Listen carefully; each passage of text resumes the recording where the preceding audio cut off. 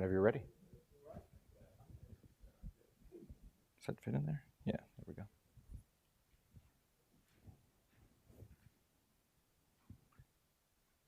Is it me? Yeah, okay. No, I'll introduce you and then hand it off to you. Terrific.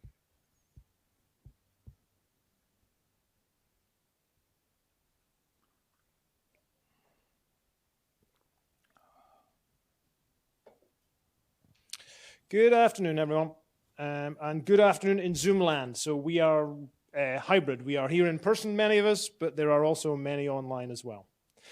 For those who are coming to one of these for the first time, welcome to the Baker Center Energy and Environment Forum. So this forum meets 4 or 5 times a semester. If you like what you see today, keep an eye out for the announcements as they come around. Even better would be to sign up for the Baker Center newsletter where these sorts of events are being announced and advertised.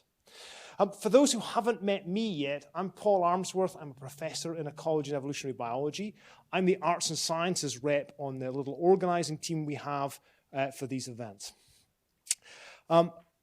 We still have several of these energy and environment forums to go this semester, right? So next week, if you haven't worked it out yet, next week is spring break. So we will not be here next week. I hope you have something fun planned.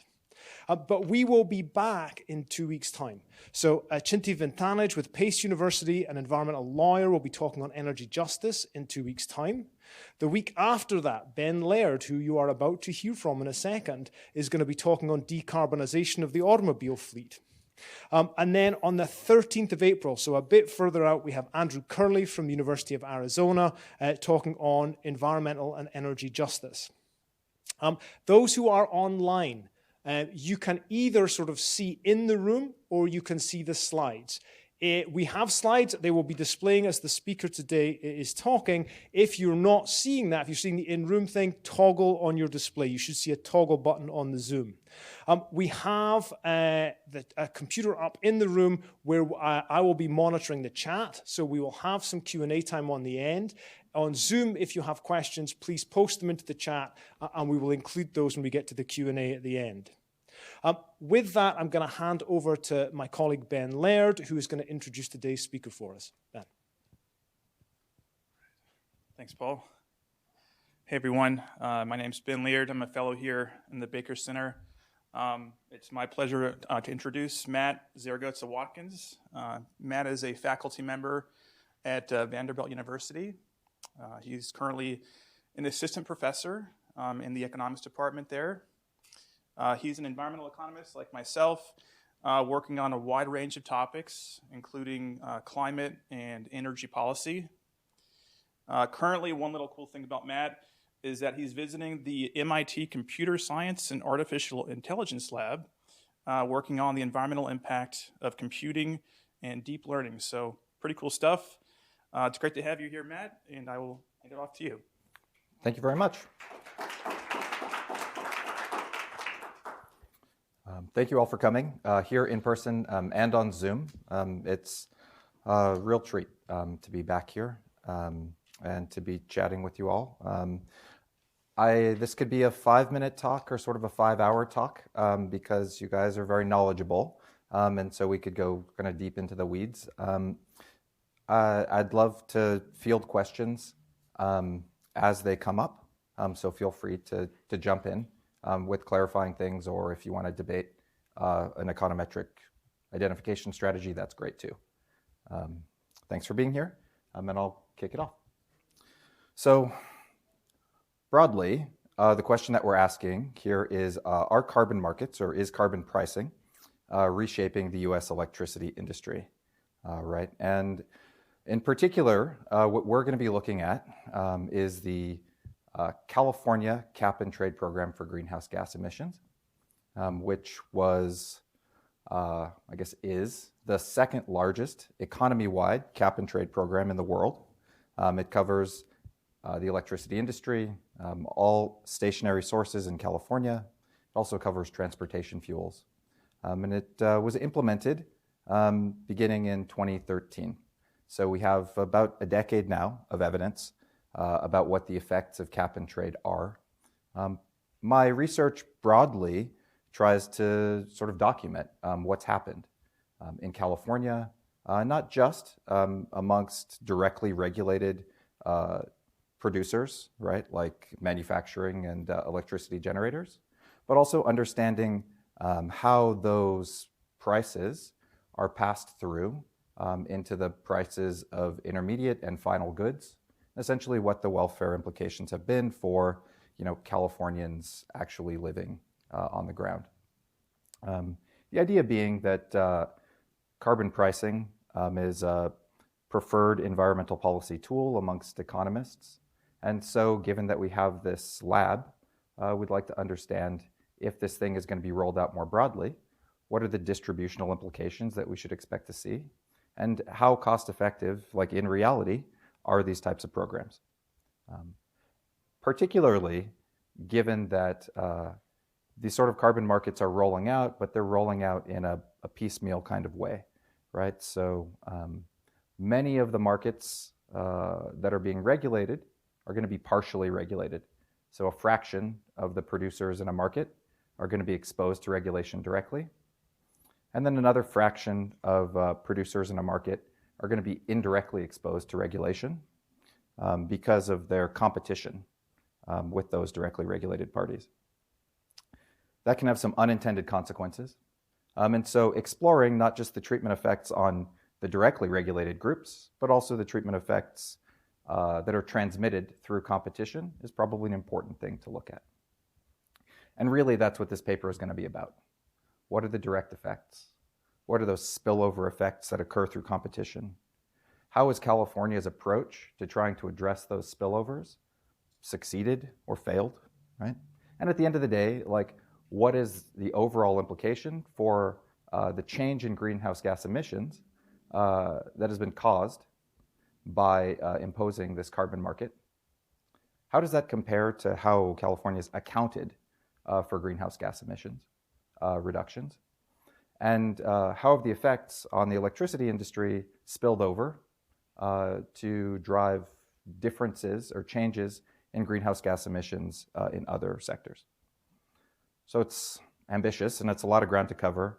Hopefully we'll get through most of it. And again, thank you for coming. Okay, so before we dive into the specific question, let's just spend a little bit of time thinking about what is emissions leakage and why is it something that you'd want to minimize?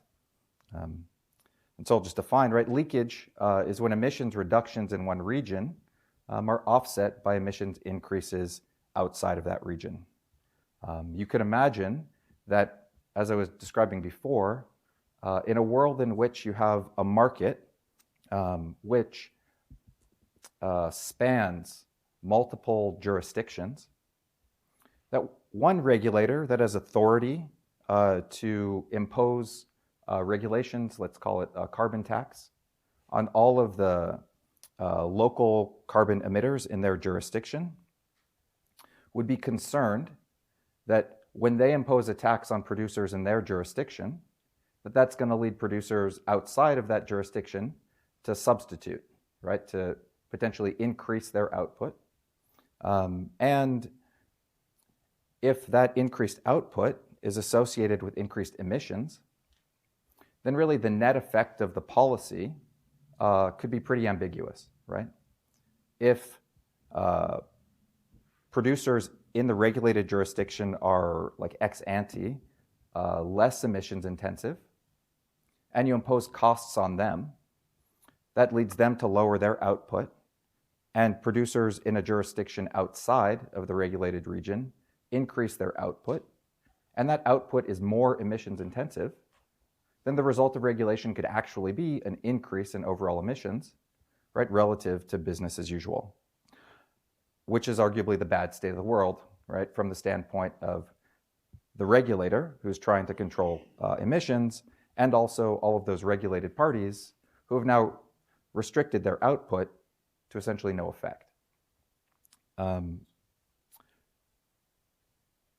This is a big issue for the EU ETS, right, where it's a large market, where there's a significant amount of trade in relatively emissions-intensive goods with countries that haven't adopted kind of similar carbon constraints.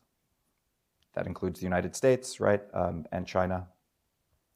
And so as an approach to try and address the risk of emissions leakage, these jurisdictions that have implemented, carbon pricing are looking at border carbon adjustments.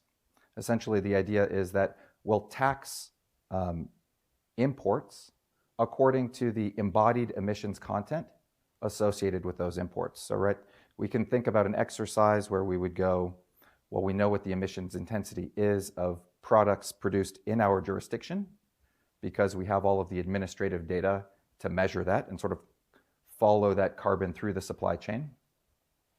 We could try and do a similar accounting exercise for any goods that are produced outside, say in China, and then impose a carbon tax or a compliance obligation, if this is cap and trade, on those imports.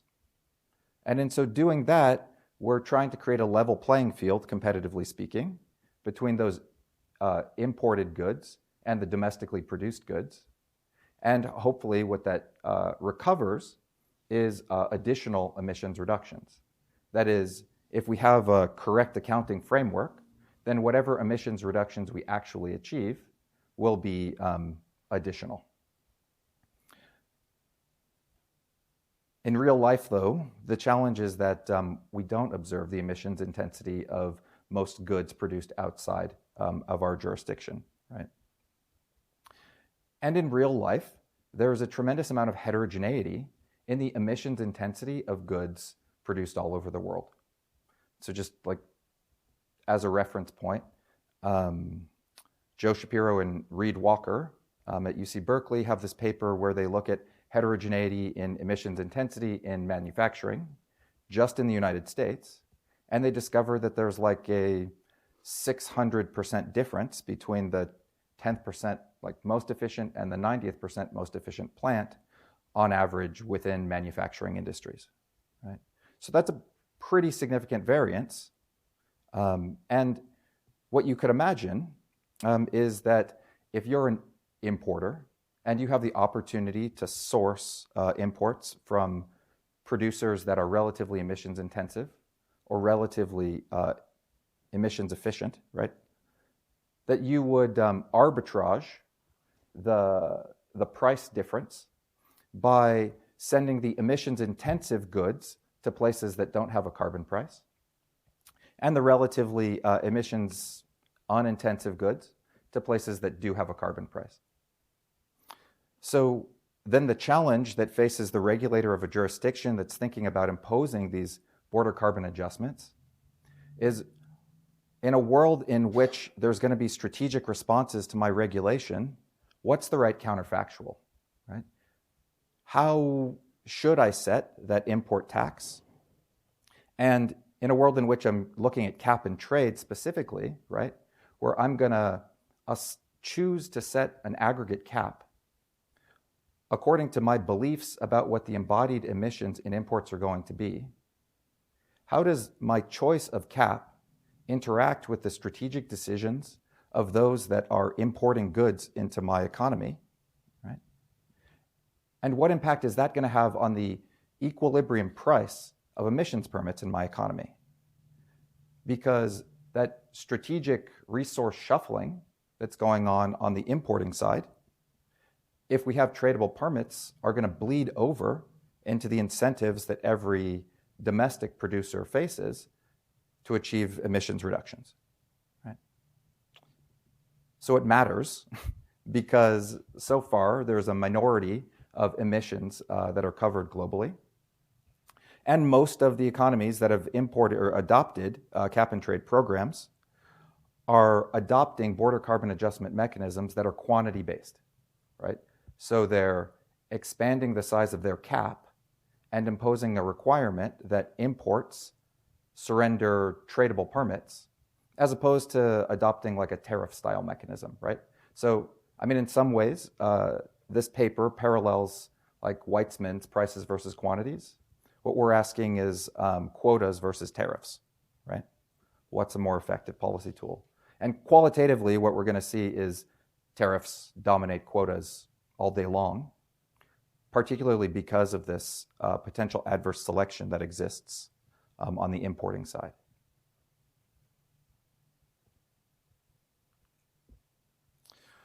So what do we actually do? In order to get at all of that, we're going to analyze the impact of California's cap-and-trade program. We're going to look specifically at fossil-fired electricity generation in the U.S. West. Right? So California is one jurisdiction that exists within a broader Western electricity market. California is a producer of electricity, but it's a net importer of electricity. And so it's those electricity imports and the potential for leakage, right, which in this case is going to be substitution away from in-state generators towards out-of-state generators. That's going to drive California's concern and treatment of imported electricity.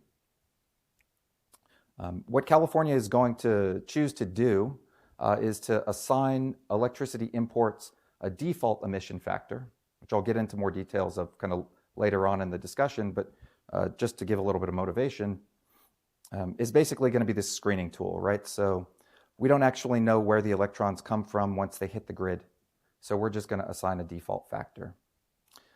That default factor is going to give dirtier power plants a disincentive to operate, but not as strong disincentive to operate as you might optimally give them if you could actually observe what they're doing. And so we're going to see kind of what the effect of imperfect monitoring and regulation is going to be. In order to measure the effects of California's cap-and-trade program on generators in California and throughout the West, we're going to need to find counterfactuals that exist outside of that market, right? Because the whole concern here is spillovers. We want to actually measure the effect, like the effects, as in we want to measure those spillovers. And so we're going to need counterfactual units which don't compete, right, with California, or generators that compete with generators in California. To do that, we're going to use observations from generators in the eastern US, which is a separate electricity grid, and also Texas, which I guess at this point is kind of a famously separate electricity grid, right? And what we're going to do is essentially use those observations to construct a counterfactual network of producers whose observed levels of output are strongly correlated, right, or mirror the observed levels of output of the network of generators that exists across the West. Our assumption is going to be that if we can come up with weights on those generators that exactly match or nearly exactly match the output patterns that we see amongst California generators and generators in the rest of the West, that in a counterfactual world, they would have maintained sort of those common trends. And so whatever deviations we see in output after California adopts their program are going to be reflective of the treatment effects associated with that program. Right?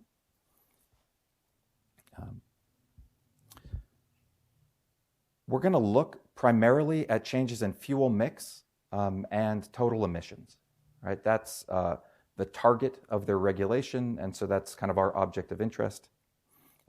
Changes in the fuel mix, that is, which generators are operating and where they're from, can be translated directly into changes in costs as well as emissions.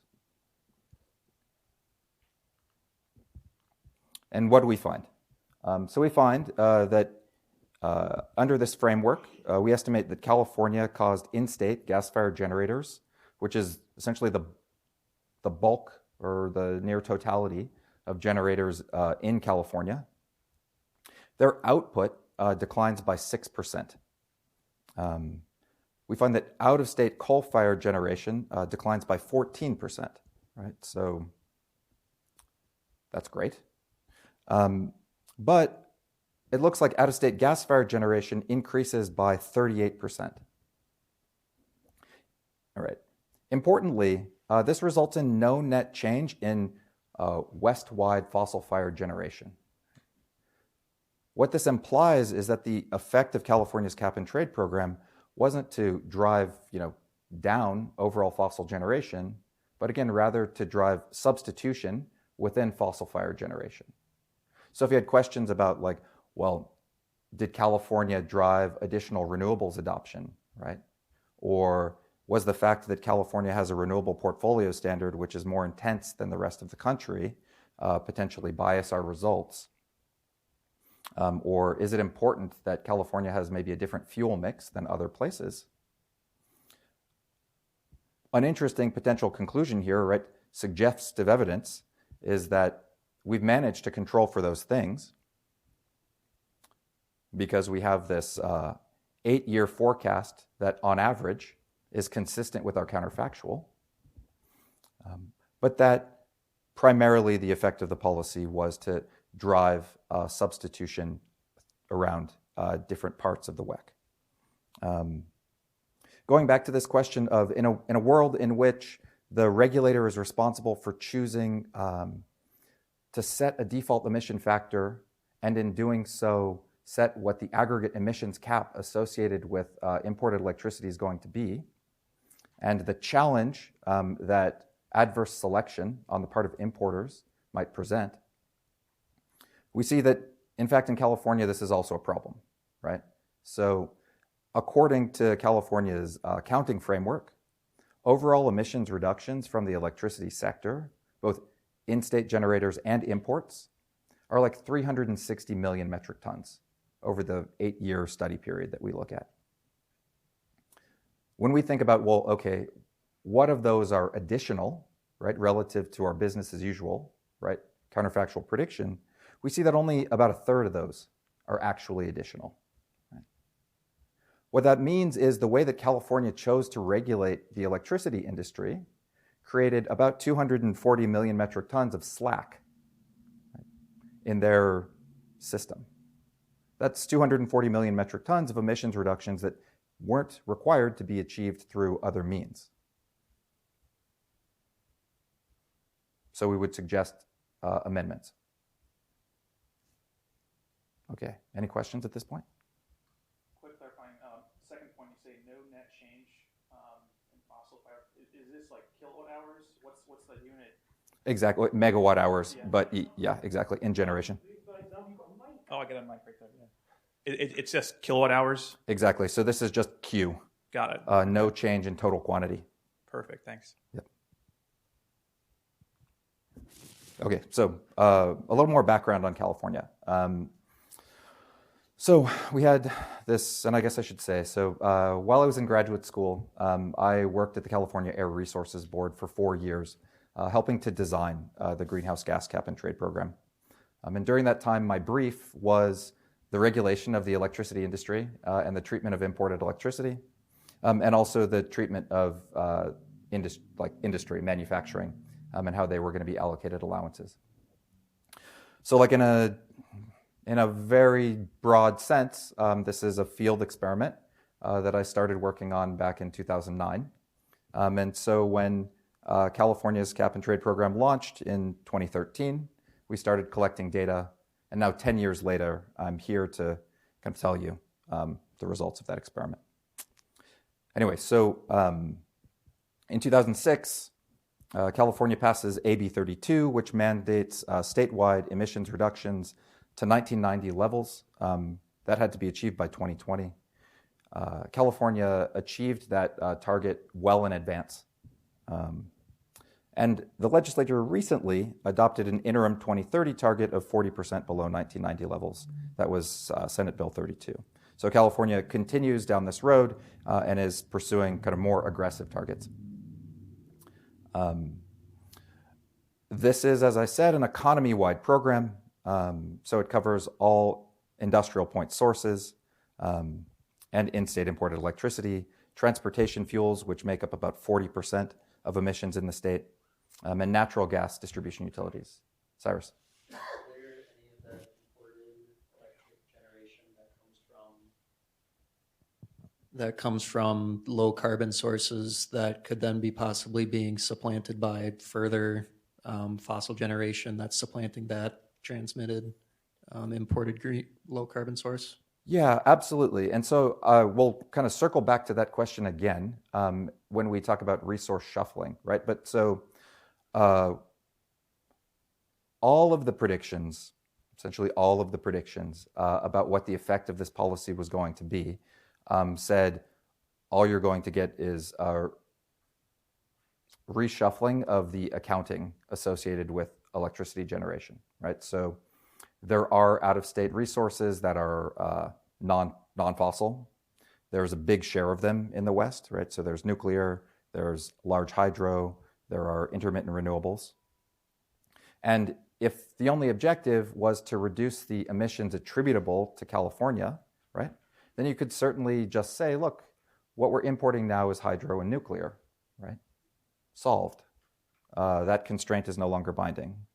And so what California does in order to try and address that is come up with a few prohibitions that limit the extent to which power can be reallocated in that way.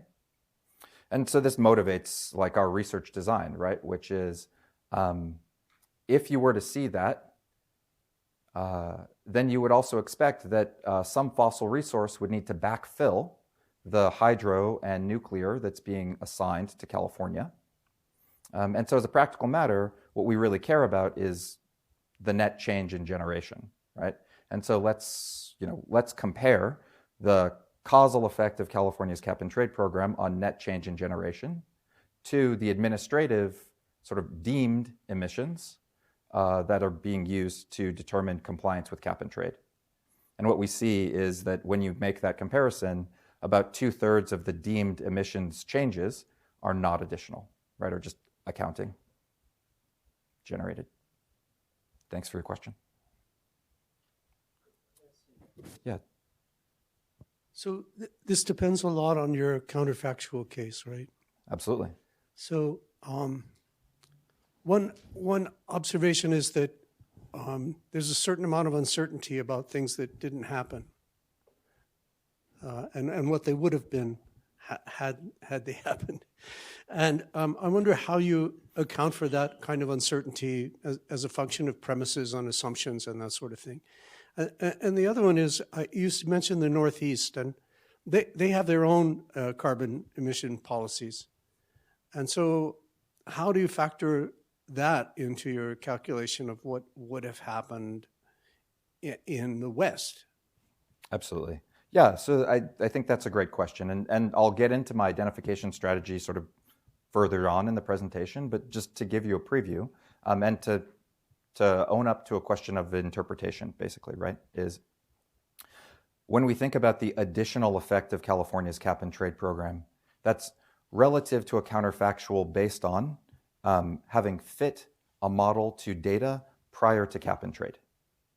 So we're going to choose weights to place on generators that don't exist in the West, right, that are drawn from the East in Texas, whose generation pattern and generation trends mirror exactly what's going on in the West.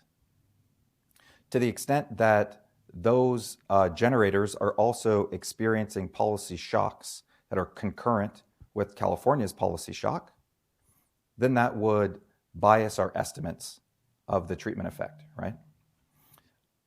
Alternatively, maybe this is just a matter of interpretation, and the question is like, relative to what was happening among generators whose like output patterns exactly mirror what was going on in the West, what was the additional impact of California's cap and trade program relative to sort of policies that were being adopted in the East in Texas? And when we look kind of across this, like the space of policies that are being adopted in the East in Texas, it's surely the case that there are like growth in renewable portfolio standards. There's a pre-existing cap and trade program in New England in the Northeast with relatively modest permit prices, right? And not a lot else. So it's true that I think the correct interpretation of this is if California had adopted policies that were on par with policies being adopted in the East in Texas, what would generation have looked like throughout the WEC?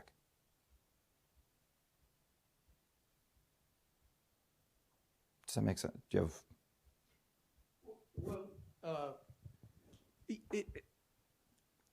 It seems like a reasonable premise. On the other hand, it also seems possible that the behavior in the West would have not been the same as the people in the Northeast who have similar output and production. Yeah, I mean, I think anything is debatable, right? So Yeah, that was my uncertainty question. right. Yeah. No, I mean, I agree. So we're going to treat uncertainty in the way that we normally treat uncertainty, like parameter uncertainty, right? We're going to account for that. To the extent that there was some contemporaneous shock in the trends in California and the rest of the West, which is different from the trends in the East broadly, so Tennessee as well as New England, right, and Texas, then that would confound our estimates. It's true. Cool. Okay, so recognizing that in deciding to regulate the electricity industry, they had to address the fact that about 30% of electricity consumed in California is imported, and that trade created the potential for leakage. AB 32 directs the California Air Resources Board to minimize it. Simple, right? Just minimize leakage. Effectively, the way that California does that is by imposing an import penalty, right? Emission factor on imported electricity. The trouble, though, is that we don't actually know what the source, in most cases, of imported electricity is, right? We have one big interconnected electricity grid, and transport costs are very low. Right? Flows on that electricity grid are determined by physics, right? Not by the choice of generators about who it is that they want to supply, right? Or the choice of consumers about who it is that they want to purchase electricity from. But there is also a financial system that exists.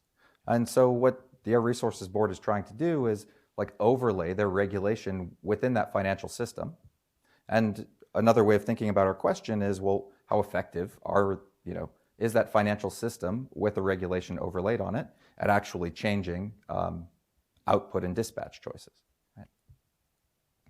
So because there are cases where electricity is coming from sources that are relatively low emissions intensity, and because of a concern about violating the Interstate Commerce Clause, right, which is a prohibition against states regulating trade that crosses state lines, essentially concerns about unfairly discriminating against producers who are importing their products into California, say like a renewable generator or a hydroelectric plant that's located in Oregon, right, who wants to sell power into California. If you impose a compliance obligation on them, but don't impose a similar compliance obligation on hydro that's generated in California, right, then that's going to create barriers to trade, which essentially would be a violation of that dormant commerce clause. So in order to try and circumvent that issue, what California does is allow two paths. So if an importer of electricity can demonstrate a financial chain of custody for electricity from a specified source, and they're able to demonstrate that that source actually generated electricity in the same hour that power is being imported into California, then they're allowed to claim a specified emission factor. Kind of regardless of what the actual electrons supplying California are, right? Like, we've created a financial incentive, there's a mechanism here, you followed, our rules, we'll give you the credit for the low emissions resource. But usually what's happening, right, in these electricity markets is that traders are arbitraging differences in prices by buying unspecified wholesale power. Or there are wholesale electricity markets where trade is occurring, right? And it's not bilateral. because it's not bilateral, there's no chain of custody that exists between seller and buyer explicitly, right? It's just happening in one big pool. And so in those cases, the importer of power is unable to specify exactly what their source is. That's like most electricity trade. In those cases, we still need to put some number on the emissions associated with that power. And so the number that we chose was 0.428 tons per megawatt hour, naturally, right? So that number is associated with what's a relatively inefficient gas-fired power plant. And the engineering sort of background for that is that was between 2008 and 2010, what was kind of the resource who wasn't fully utilized in terms of capacity, right? So relatively inefficient gas-fired power plants were only being used at about 60% capacity. Remember, this was in a world where gas prices were much higher than they are now. And so we think, okay, well, on the margin, who's supplying California's demand? It was probably those relatively inefficient gas-fired generators. So there's a engineering estimate sort of argument that supports this number. From an economic standpoint, what this number does is it creates a screening problem, right? If your emissions intensity is above that number, you don't want to reveal your type. If your emissions intensity is below that number, you have a strong interest in revealing your type because you save money, right? And so before this regulation was implemented, when we were doing analysis to look at what the impacts were going to be, the question was basically, well, how much generation exists out there that's already very low emissions intensity or zero emissions intensity?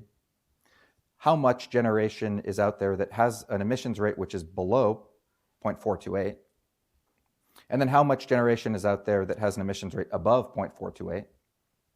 And if everybody did what was in their strategic interest, what do we expect to see, right, in terms of changes in generation?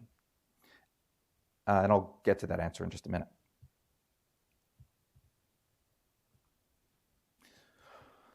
So just to kind of summarize all of those incentives.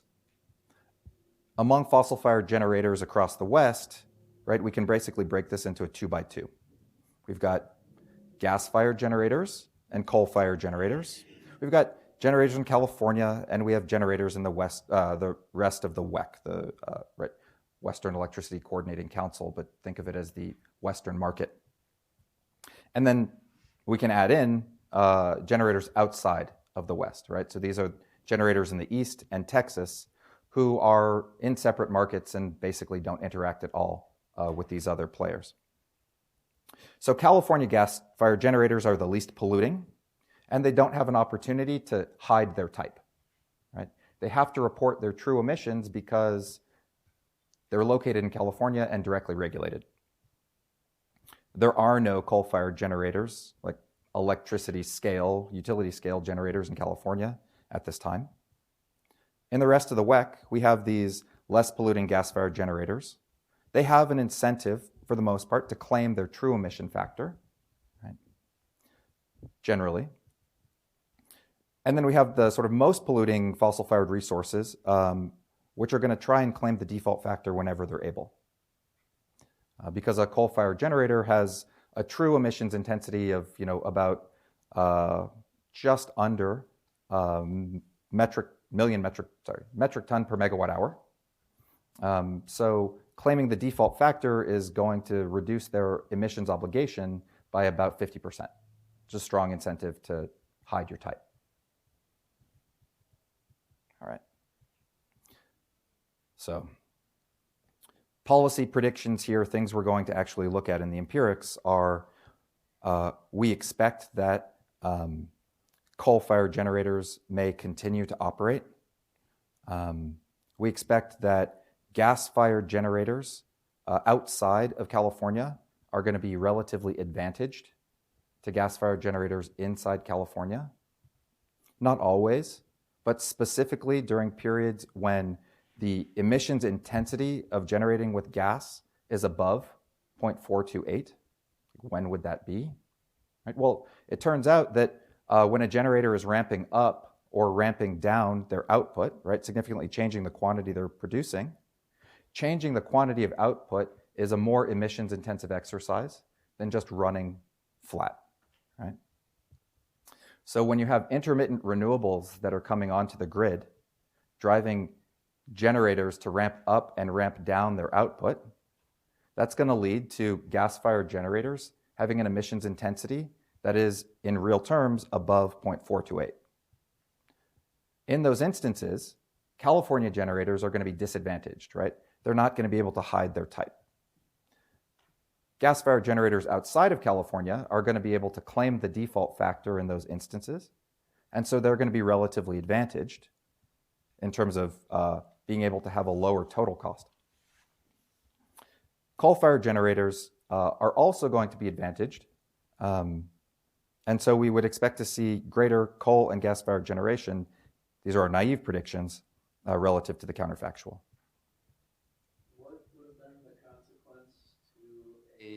What would have been the consequence to a higher default factor and force more people to actually show their hand? Did you touch on that? No, I didn't, but it's a great question. So what would an economist do optimally?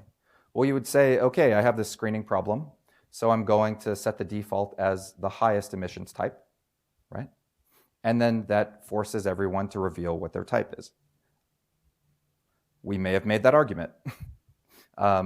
Unfortunately, the concern was, right, that there's no engineering basis for that claim, right? And so effectively setting a high default rate was inviting that lawsuit. And so the choice was made to set a somewhat more modest default rate.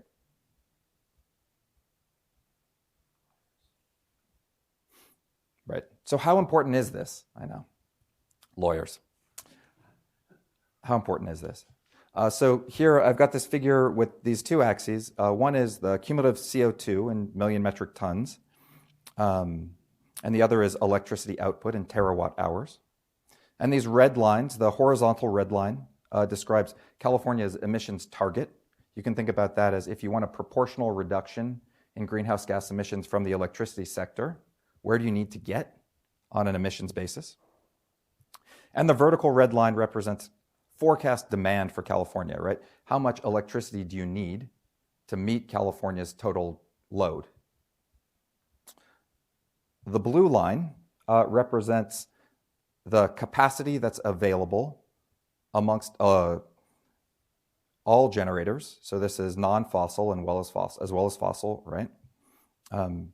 And the cumulative emissions associated with running those generators kind of at full capacity. And so what we see here is that in order to meet all of California's demand, you can easily line up generators whose total emissions obligation would be well below California's emissions target. So if we reshuffle, that is, assign all of the lowest emissions intensity generators to serve California, what do we get? We easily meet what California's objective is.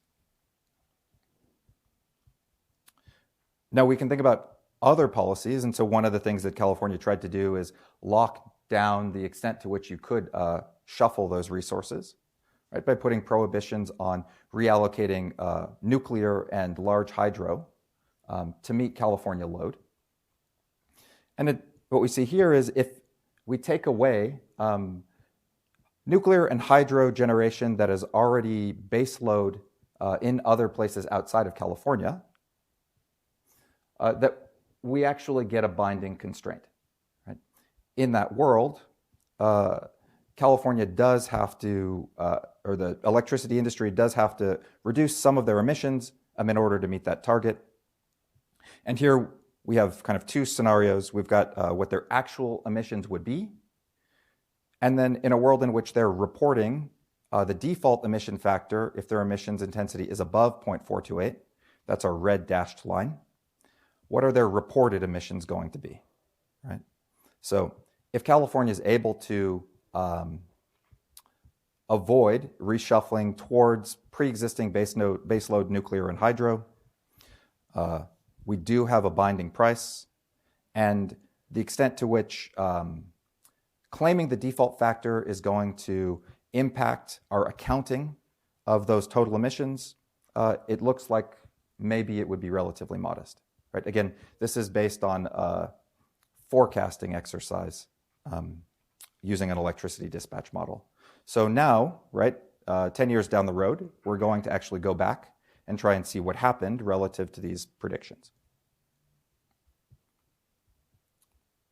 So this is what happened. A lot.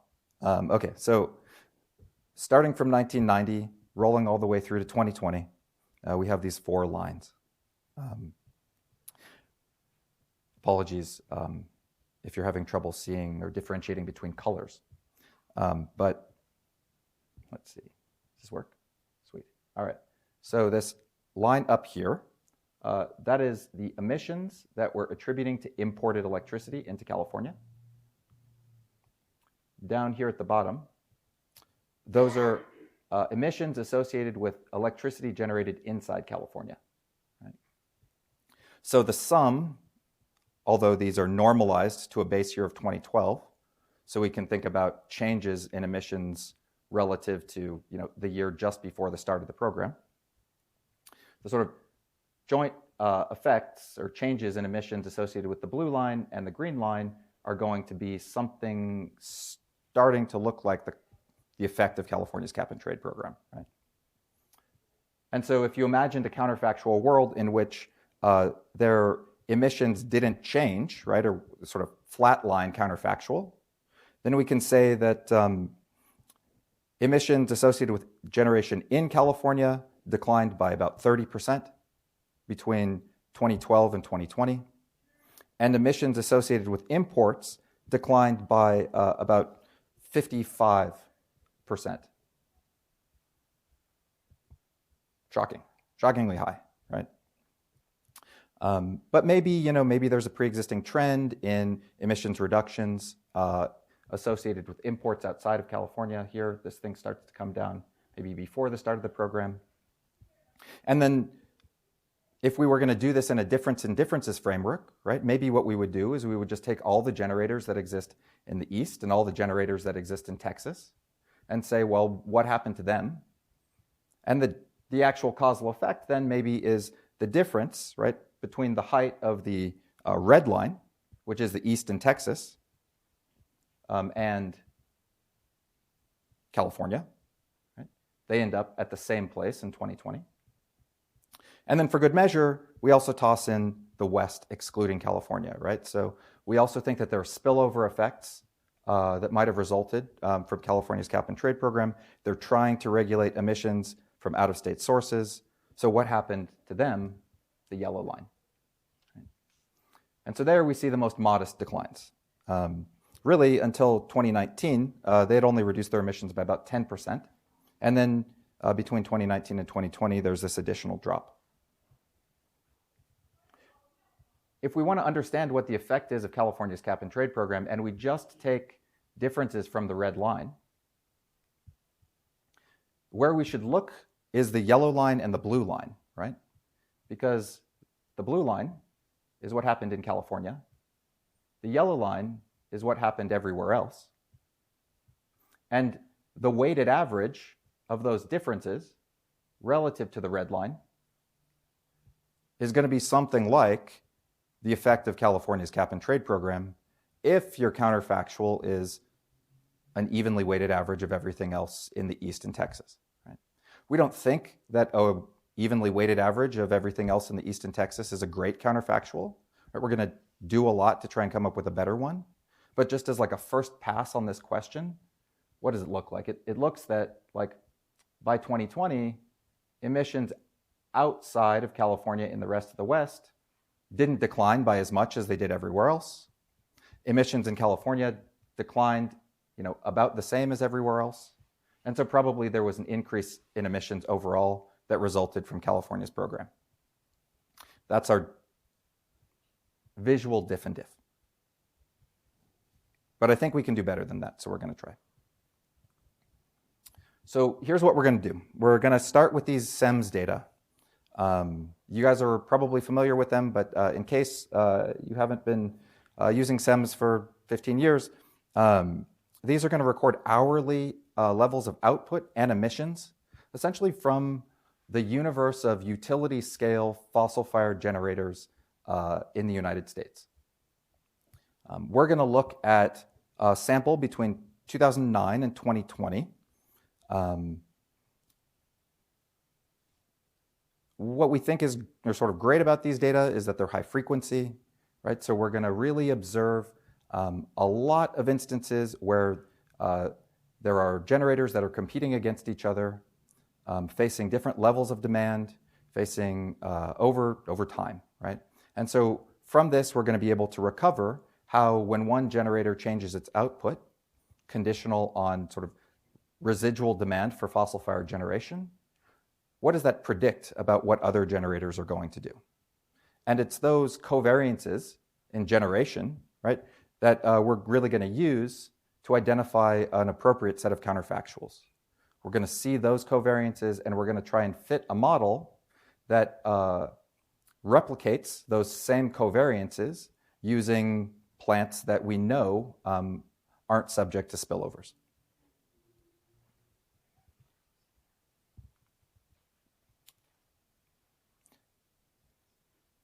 Why do we do this, and what are we missing, right? Thanks. A concern, of course, like in all instances, is potential emitted variables bias, right? And I've just said that we look specifically at hourly generation from all fossil-fired plants, which means that we don't look at hourly generation from non-fossil-fired plants.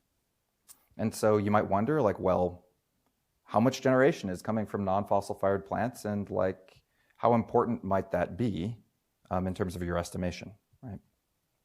So here, what we have is monthly generation in terawatt hours for the entire US. And I'll just note some trends, right, that are happening around this time. There's a significant shift away from coal, right? There's a significant shift toward gas, mainly being driven by like relative price changes in coal and gas, right?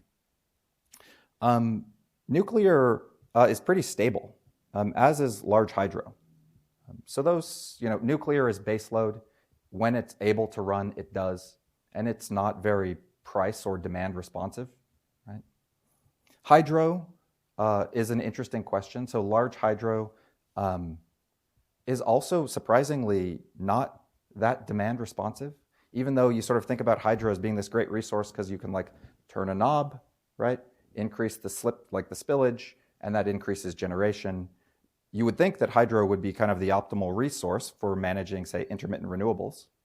And so that as intermittent renewables grow, which we see here certainly happens, that you would see hydro become more kind of price and demand responsive. At least, I don't know, that was my prior.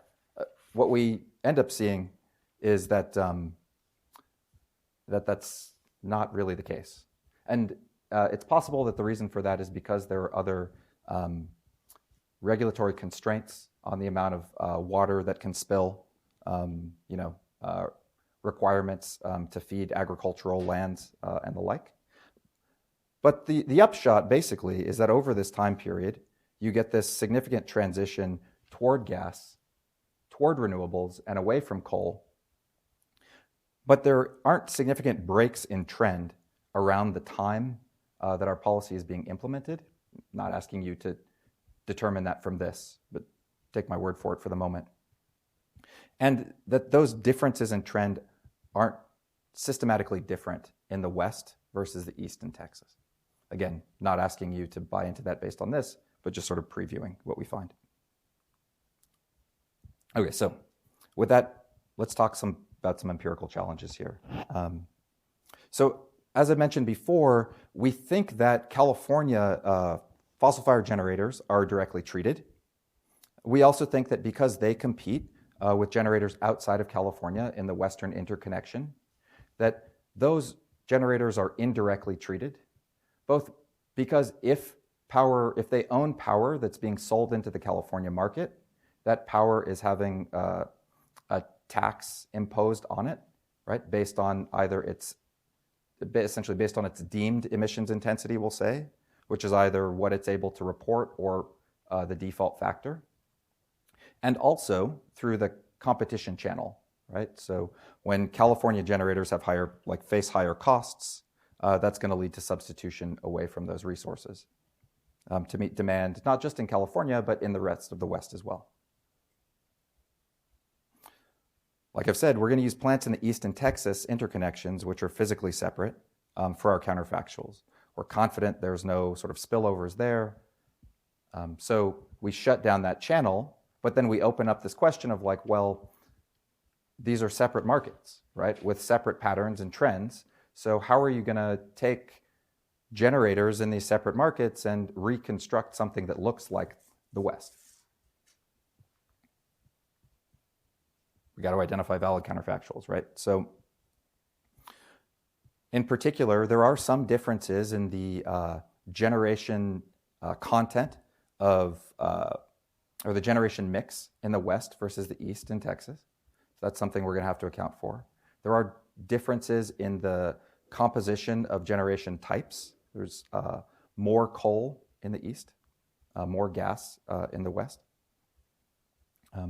And many of these factors, right, in particular, the hourly generation of non-fossil fired resources is going to be something that's unobservable to us. And so our empirical challenge is basically how do we overcome that? We also have this other problem, which is we're going to use a synthetic controls research design, and I'll speed up. And so what we need to do is decide how we want to aggregate up or choose a unit of analysis. So there's some noise in the estimates, right? And the more targets you have, the noisier are the data. So what we're going to end up doing is, instead of looking at particular power plants, we're going to look at local markets, which are balancing authority areas. You can think about those balancing authority area as like semi-autarkic, right? The authority in that region has a decision about how to dispatch, and it's going to use its fleet of plants in order to meet its local demand. And once it's met that local demand constraint, if it can, then it may choose to dispatch additional resources to sell, right, to their neighbors. Or if it doesn't have enough generation to meet its demand, then it's going to call upon its generators, its neighbors, for additional supplies.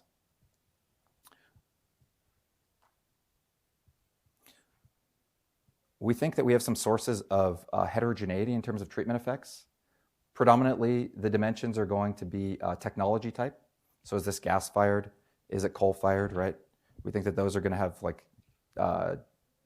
face different incentives, and also the question of whether the plants are located in California versus not. So we're going to separately model, in a sense, gas-fired generators versus coal-fired generators, in-state versus out-of-state. All of this wraps up into 27 balancing authority units generated from coal, and that should be the other way around, excuse me. So we have electricity generated from gas within each balancing authority is 27. Electricity generated from coal within each balancing authority is 13. And so then we have these 40 targets, essentially, which are 40 supply curves for which we're trying to estimate counterfactuals. Against those targets, we're going to use 3,500 plants located in the eastern Texas to try and reconstruct the level of output that we see at each of our 40 targets over the 4 years prior to the start of cap and trade. And then once we've found a set of coefficients that best approximates the pattern of generation that we see amongst our treated units, we're going to roll the tape forward over the additional 8 years and see how patterns of generation diverge between our treated units and our counterfactuals. And that's going to be how we estimate treatment effects. In the interest of time, I'll lightly treat the way that we do that. But because we want to take advantage of the fact that there are these covariances which we think are meaningful between the levels of output at each of our targets, we're going to estimate this as like a stacked regression. So we're going to choose weights to put on our counterfactuals jointly for all of our 40 targets at the same time. What that's going to give is consistency in terms of changes in output. And it's going to kind of essentially maximize the efficiency with which we identify these weights. As is kind of standard now, we're going to use tenfold cross-validation in order to choose the penalty that we place on using additional controls. And we're just going to machine learn what the right weights are. Once we have those correct weights, the initial differences, right, the pre-period differences are basically going to be zeros. And so this comes down to really a difference in time series, right? So a difference in differences, but really it's only the after treatment differences that are anything other than zero. Multi-response Gaussian elastic net is the way that we do that, and I'm going to skip ahead. So finally, something interesting. These are pre-treatment prediction model fits, right? So after all of that like procedure, what do we get? And so what these four charts are quarterly total output among fossil-fired generators in the West. Right, so over here, we have January to March. Here we have April to June, July to September, and October to December. The green bars, right, these are box and whisker plots across each hour of the day. Right? So we've got 24 pairs of box and whiskers that are distinct for each quarter. And you can see that there are like clearly very different hourly patterns, right, of demand in each quarter. The green bars are counterfactuals that we estimated using our sort of machine learned model. The orange bars are the actual treated plants. And again, this is all pre-treatment data. And I think basically the takeaway here, right, is that this approach is able to really closely approximate not just the average like level of generation that exists in each hour by season, but also the distribution of levels of generation that exist. So we think that what we've captured is like approximately the data generating process.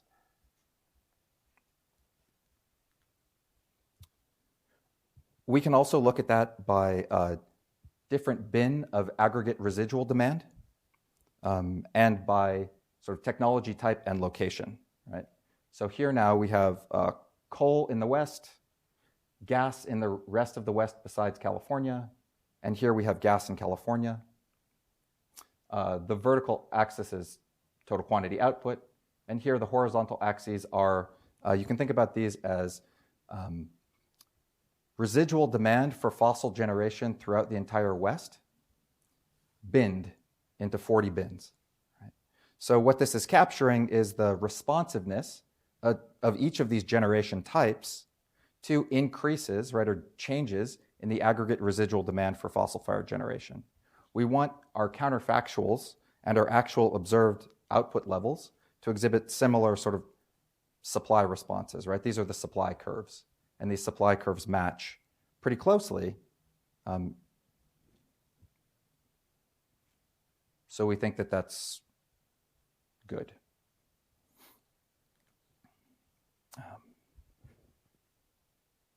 Oh, sorry, and just this last one. So this is what it looks like in the aggregate as well, right? So we have each of the technology types by location, and then down here we have the aggregate supply curve and the counterfactuals. Okay, so hopefully at this point I've convinced you that our machine learning approach is able to estimate like a counterfactual set of supply curves, and now the exercise is purely going to be like, okay, well, if those same supply curves had persisted, right? Well, then we would expect to see exactly these same sorts of patterns occur after California's cap and trade program implemented, right? Or is implemented. Any differences we're going to call treatment effects. So the first thing that we'll do is we'll estimate that kind of basic diff and diff model, where the first column here is California gas. The second model column is California coal. Now, I just recently told you that there is no California coal, so like, what am I talking about? So like Western electricity market enthusiasts will know that there is one coal-fired power plant that's located in or outside of California, which serves Los Angeles Department of Water and Power load. And so it's regulated as though it's in California. And so this second column just captures that. Intermountain. The third column is other West gas. The fourth column is other West coal. And then the fifth column is going to be kind of the average treatment effect across all of those different plants, right? And here, the outcome of interest is output. And so what's worth noting? Worth looking at, I guess, is the first row, essentially the effect of being in the West, right, relative to our counterfactuals, is like 0 and pretty precisely estimated.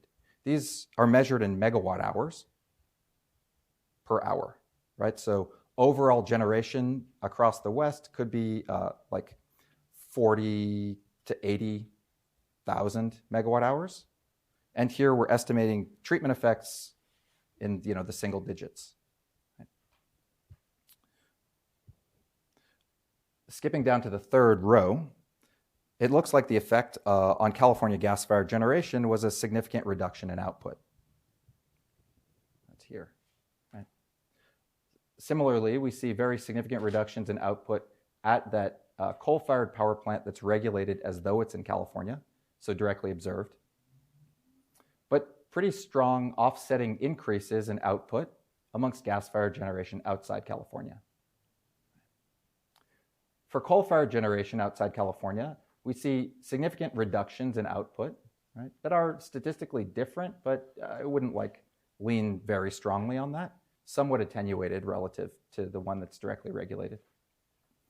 And then we can look at what the overall effect is, right, on output amongst generators, and that's a 0, and a precisely estimated 0, right? So what we're saying is that over the 8 years of the program that we observe, the average difference in total output amongst fossil-fired generators in California and the rest of the West, relative to our counterfactuals, is 0, right? And a pretty precisely estimated 0, which leads us to conclude that the predominant effect here was about substitution, right? Not about like an extensive change. There wasn't an overall difference in retirements, right? There wasn't an extensive increase in renewables that resulted from this. This is really just about reallocating dispatch on the margin hourly. And how do we see it reallocated? We see it being reallocated towards the relatively low-cost gas-fired generators that don't have to reveal their true type, right? Those outside of California.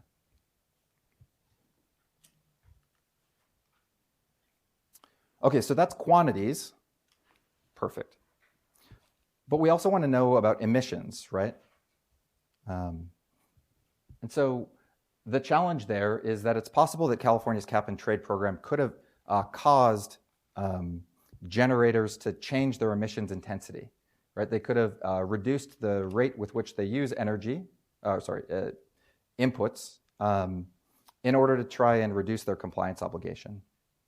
So to allow for that intensive margin channel, we're going to estimate these local linear kernel regressions, predicting the relationship between output and total fuel use for each of our targets.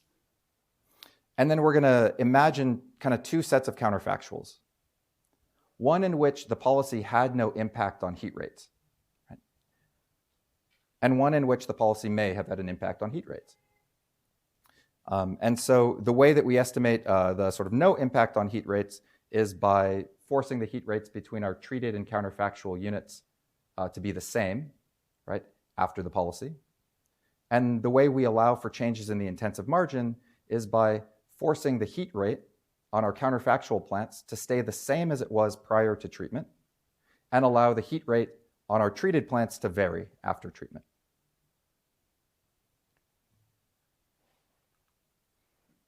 So this is the extensive margin exercise, right? So here we're not allowing heat rates to differ. And this is all about changes in output and how do changes in output translate into changes in emissions. And there we basically see patterns which are broadly consistent with what I showed you before, right? There's a reduction in emissions amongst California gas plants, a reduction in emissions amongst coal-fired power plants that are regulated as if they're in California, a significant increase in emissions from gas-fired power plants, a reduction in emissions from out-of-state coal-fired power plants, and on net, what we get is a reduction of about 47 metric tons per hour.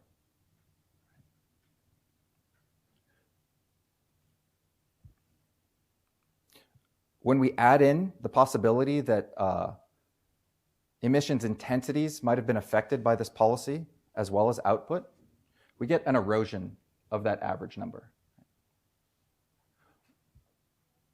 Mainly, what's happening here is that California's emissions intensity on average is declining. Why would that be? I think it's particularly because of this selection mechanism, right? That when California's emissions intensity would otherwise be above 0.428, those plants are not operating, right?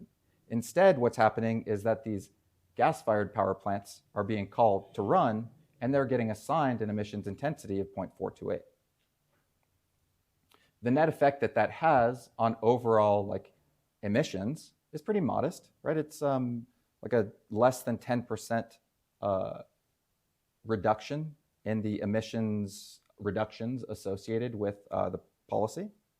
But when you go back and look at where in the California supply curve are we seeing the biggest changes in output, there's a sharp kink that occurs right at the level where the emissions intensity of California's generation would cross over that 0.428 threshold.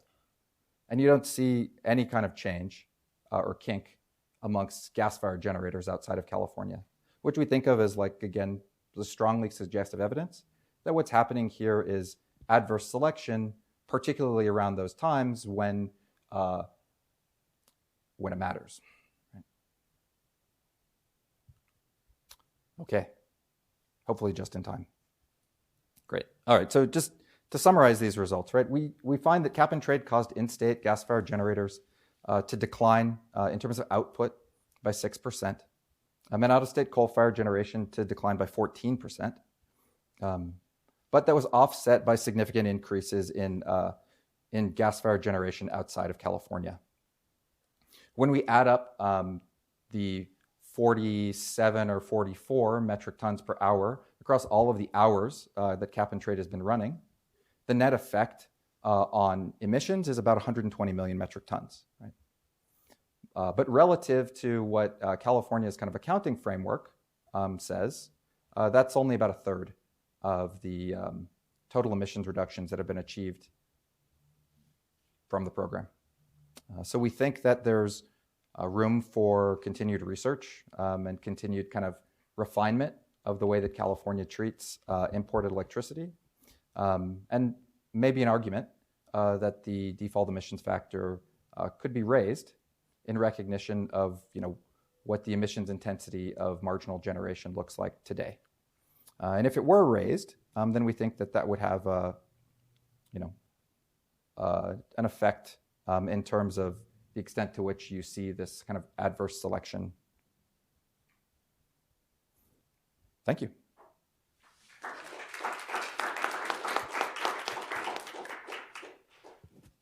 So we have microphones in the room. We have just a few minutes for questions, but there's a chance to get your questions in. As I'm holding a microphone, I'm going to cheat because that's what I do. So I'll lead off, Matt, and just ask, in a world without lawyers, should that default emissions factor be dynamic? Because so much of what you showed us had temporal change. The policy fix that was suggested was raising it, but it might be that it should be raised or lowered depending on conditions. Yeah, It's a great question. I think should it be dynamic? Yeah, I think there are two answers to that question. One is if you wanted to understand what the emissions associated with imports into California are, then you could make the default emissions factor the high one, right? Sort of equivalent to coal.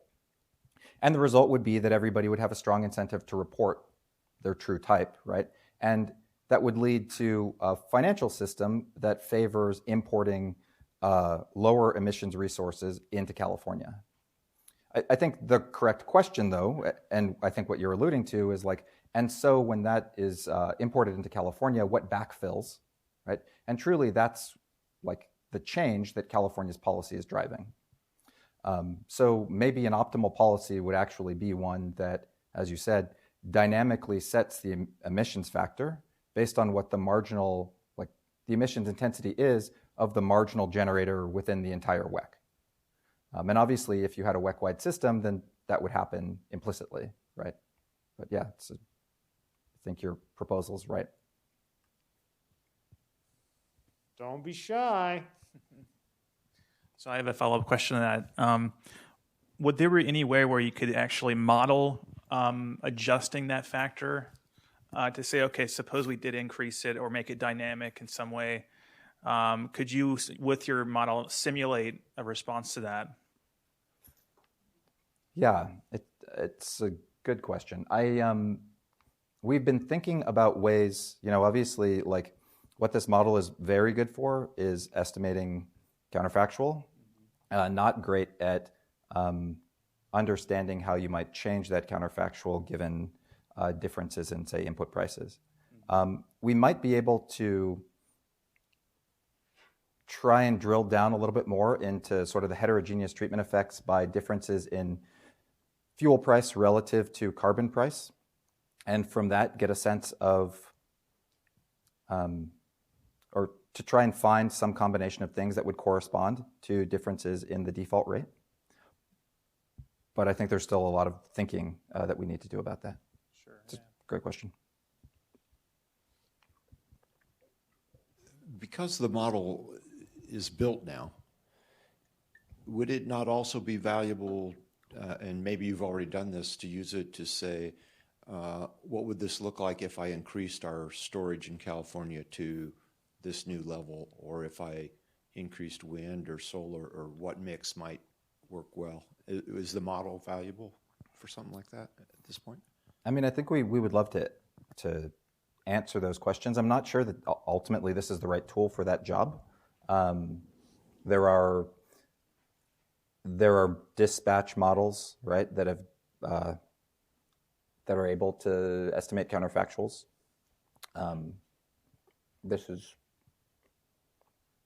The strength of this model is that we don't make any assumptions about the nature of competition explicitly, and we back those out from this machine learning approach.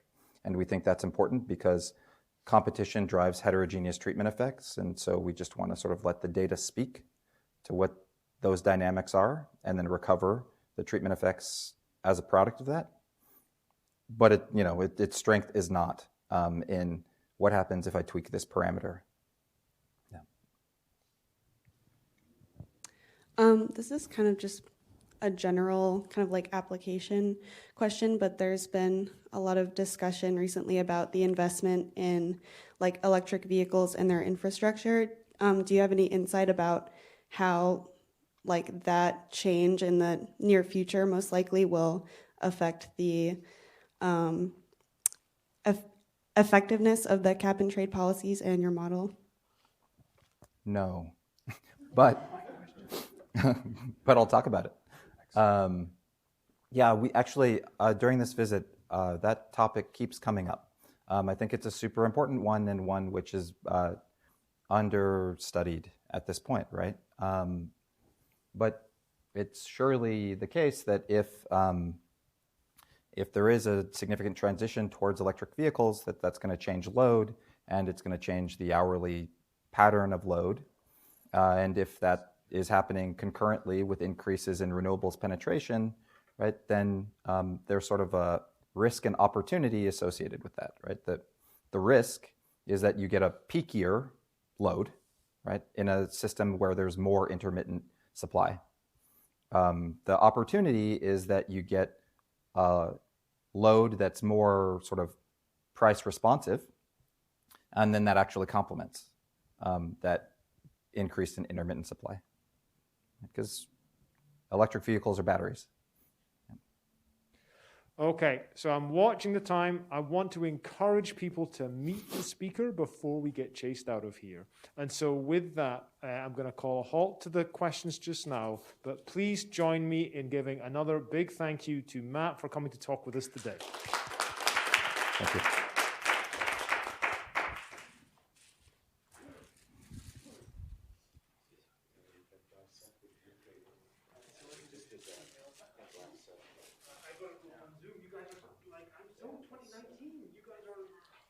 Yours is pretty, but we read the shorter.